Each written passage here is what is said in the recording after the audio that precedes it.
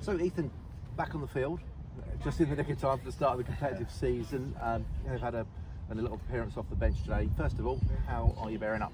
Yeah, it feels great. I don't think about my knee at all when I'm playing football. So, well, recently anyway, especially with the games that I had at the back end of last season with the Resi. So yeah, it feels good.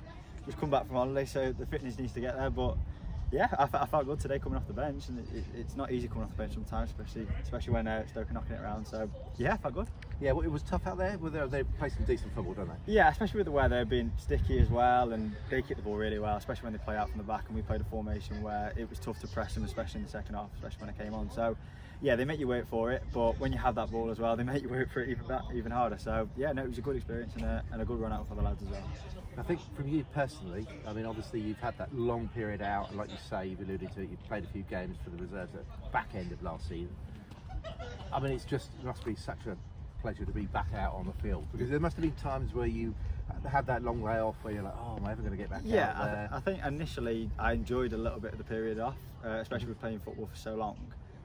But it got to a point where it was more frustrating watching, and you just want to be involved, especially towards now where I can start playing football. It's more just the enjoyment is there. Like, I wake up and I'm looking forward to playing football. Like, I have that buzz in my stomach as well. Even for like a pre-season game, like, you do have that enjoyment, and it's massive. So.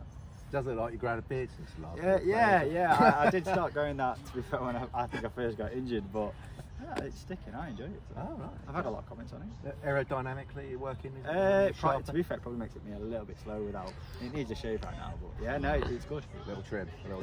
So, Evesham next Saturday is our first game, the FA Cup match. It is strange starting the season with an FA Cup game. You ready and raring for that one? Well, to be fair, I mean, the last 2 years, I think when I first joined Newcastle, it's always been the FA Cup at the start because of where we finished on the table. So yeah.